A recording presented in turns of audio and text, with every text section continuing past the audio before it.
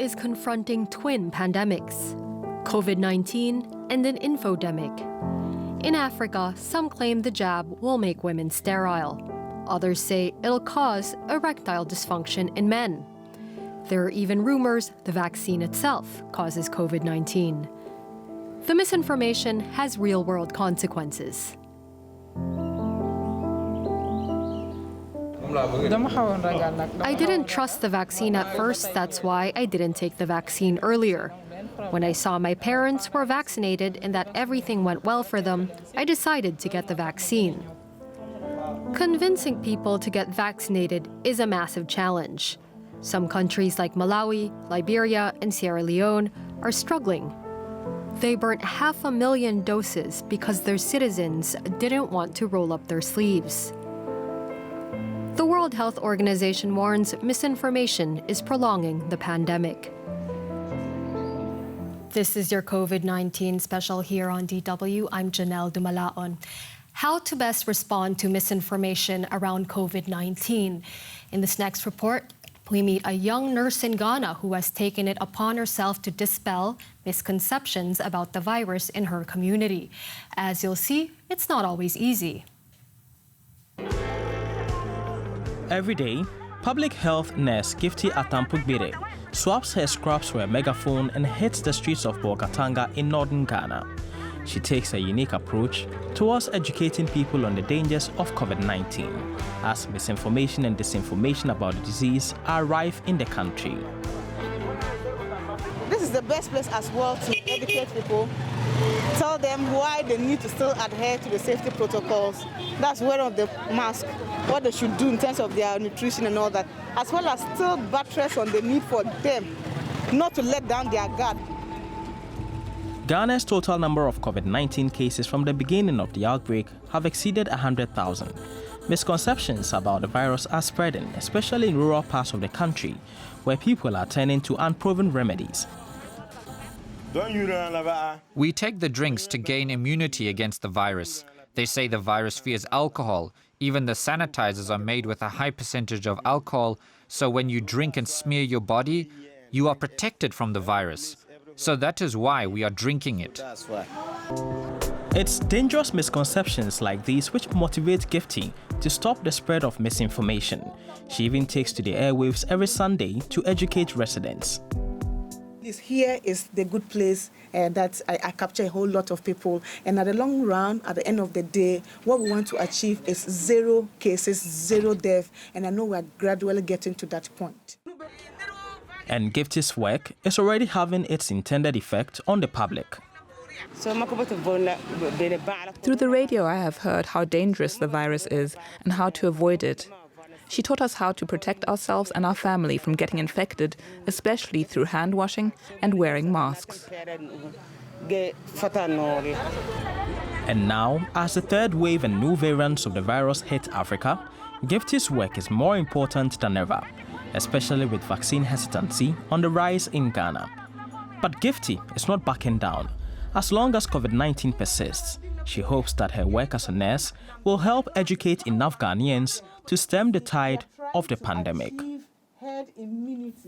We're now joined by Rabiu Al-Hassan, Managing Editor at Ghana Fact, a fact-checking nonprofit in Accra. Welcome. You've been investigating and debunking dangerous myths about the pandemic and COVID-19 vaccines.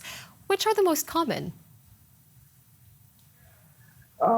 If you look at how we have come, how far we've come as a country in dealing with the coronavirus situation, and we having to deal with the third wave currently, with total number of COVID-19 cases as of now being about 7,000, then you would have to understand that we have had to come up with very ingenious ways to communicate to the public what we are facing as a country, and also how they would have to react to some of the information that has come to them via social media, and sometimes even trickling down from social media to traditional media. And some of them have been misinformation and disinformation. Very common amongst them are some claims that have been put out by religious figures, saying that COVID-19 is related to some devil somewhere, the 666, and also suggesting that the 5G is in some ways connected to the spread of COVID-19. Ultimately, they are trying to tell the public that they shouldn't even go out there and take the vaccines, that the vaccines could lead to infertility, that the vaccines could cause some problems leading to death after 2 years. So these are real issues that we would have to confront, not just as a fact-checking organization, but strategically, health communication-wise, with the authorities putting in place the necessary structures to counter these messages. How much impact has your work had, as far as you can tell? So what we've tried to do is not to limit our efforts on tackling misinformation just online, because we have about 50% internet penetration in Ghana, and majority of the citizens consume their news via radio and TV. But we have the trickling down of this information from online sources to offline echo chambers. So we've tried to deal with tackling misinformation both online and offline by collaborating with traditional media houses. So we cross-publish our fact checks on traditional media platforms, including radio and TV, and about 30 of them are currently partners.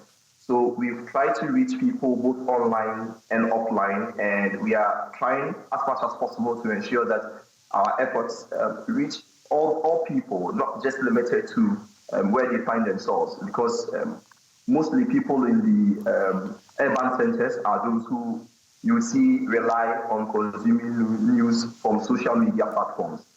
Most of those in the rural areas are consuming these things on traditional media. So they are reaching people both online and offline. And through also collaboration with the WHO, we are getting prompt information to put out there to the public. You've talked about information online and offline. Now, people, of course, are overwhelmed by the flood of information surrounding COVID-19 after well over a year of the pandemic. They're also tired of it. How do you think this fatigue plays into the battle against misinformation? It's an interesting one, considering how even before we were hit by the coronavirus, there was all this messaging about Africa being overly exposed, and because of the weak health infrastructure, we might see the coronavirus pandemic overwhelm the various African countries. That has not really been the case. So people are kind of tired with all the negative rhetorics about the impact of COVID-19 and what they've seen in their daily lives. They're not seeing kind of lots of people dying of the coronavirus. But I should mention that in Ghana, we are currently having just about 1,000 people dying of the coronavirus. So even one person is one too many. But seriously, people are not seeing the impact, considering the wave of information that came through before the coronavirus hit. So we've tried as much as possible to tackle the issue by providing people, being proactive and not reactive, not to firefight. Provide people with the credible information and hope that it would ease the tensions and it would help them take up whatever information we are putting out there. It would help them also go out there and take the vaccines, because we need to increase the number of people going out there to take the vaccine and cause herd immunity in the country. Rabiu Al-Hassan, he is the managing editor at Ghana Fact, a fact-checking nonprofit in Accra. Thank you very much for your time today. Thank you very much for having me. And for the final time this week, it's time now for one of your questions. Over to our science correspondent, Derek Williams. Is vaccine immune response all about the levels of antibodies they induce? Or are there other factors to consider?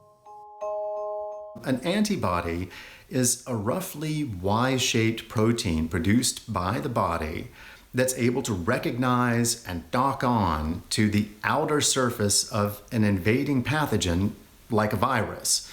By docking on, the antibodies might neutralize it directly by blocking the mechanisms that allow it to invade a cell, or they might flag up the invader for destruction by other layers of the immune system's defenses.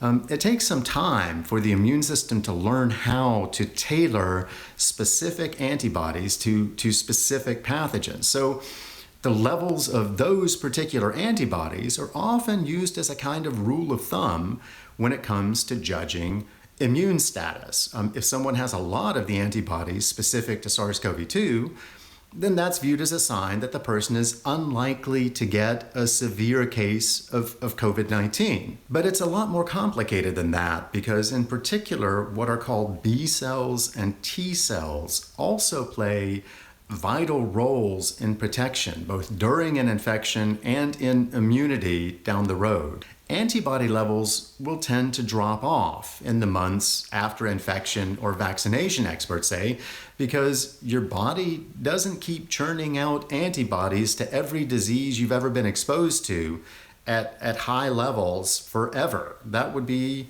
a waste of resources. Instead, immune system cells store long-term information on known pathogens and how to make antibodies against them. If you're exposed then again later, they recognize the invader and they can quickly ramp back up antibody production and immune defenses.